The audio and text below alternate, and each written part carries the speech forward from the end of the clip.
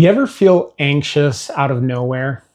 Like you're making toast, minding your own business, and suddenly your heart's racing like you've been chased by tigers? Here's the thing. Anxiety almost always has a reason. But sometimes that reason is hidden beneath layers of shoulds, busyness, or unresolved junk that we've been carrying around.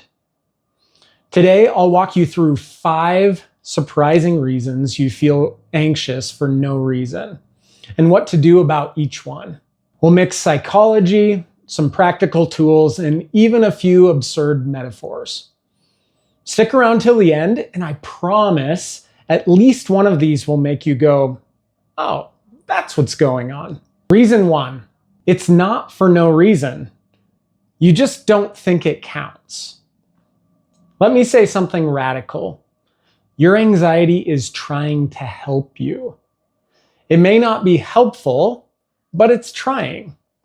Most of us downplay our stressors. We say things like, I shouldn't be this anxious. It's just work. My breakup was a month ago. I should be over it by now.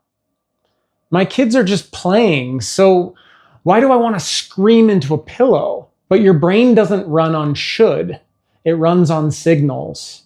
And if your nervous system is picking up a threat, real or perceived, it reacts, even if you don't think it's valid.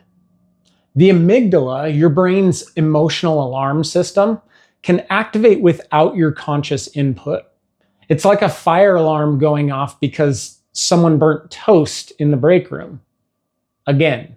So here's the therapy tool. Use the A in the ACTT or ACT method. Acknowledge and accept. Notice your body. Name what's going on. I'm feeling anxious right now. And that makes sense given fill in the blank. Here's an example. I once had a client say, I don't know why I'm anxious. Then in the next sentence told me they had moved, started a new job, and gone through a breakup all in 1 month. That's not no reason. That's a whole season of reality TV drama compressed into 4 weeks. Coming up in a minute, why your phone, yes, the very thing you use to relax, might actually be creating your anxiety. But first, reason 2 is a cumulative stress over time. Cumulative stress is a silent killer. You ever carry grocery bags and think, I'm fine, until you drop a banana and suddenly your entire soul wants to collapse. That's what cumulative stress feels like. Little things build up, micro stressors like unread emails, decision fatigue, or unresolved conversations don't disappear. They stack like bricks in your nervous system. Here's a wild fact.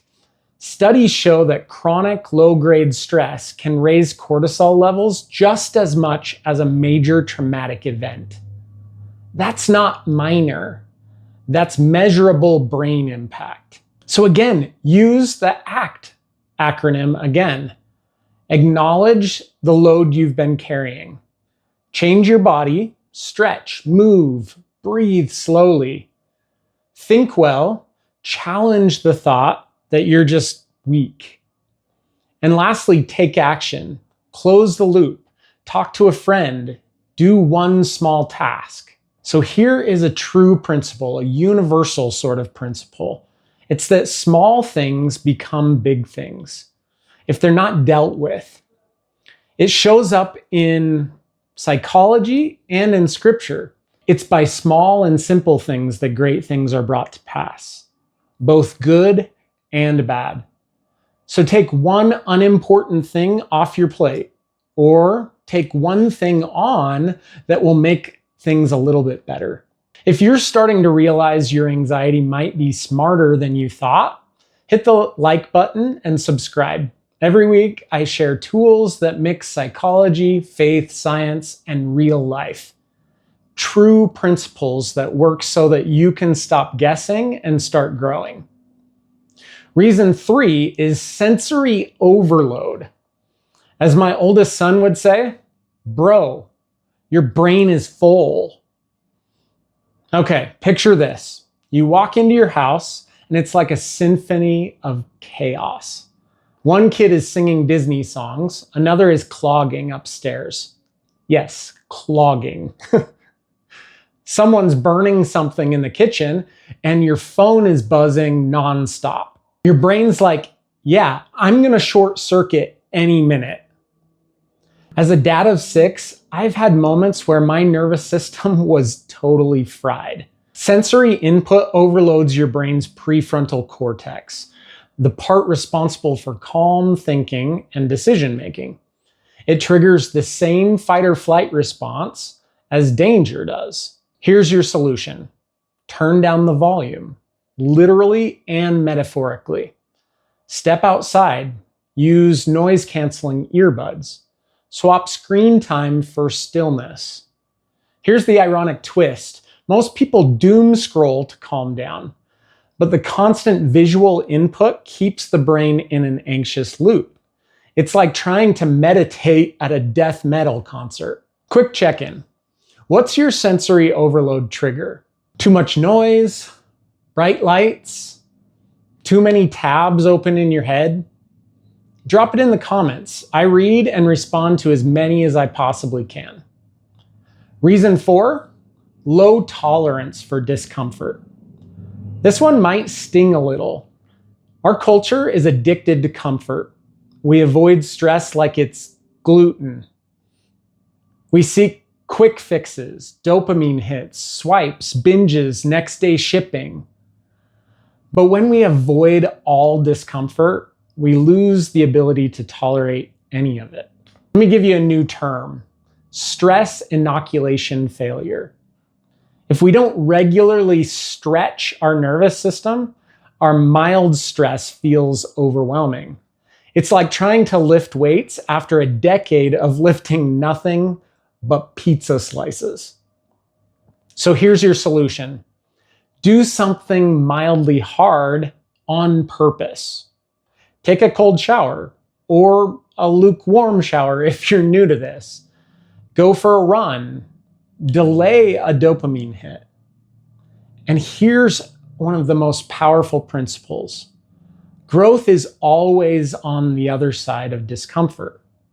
Every hero's journey in literature, scripture, and Pixar begins with resistance and ends in transformation. Reason 5 is unresolved trauma.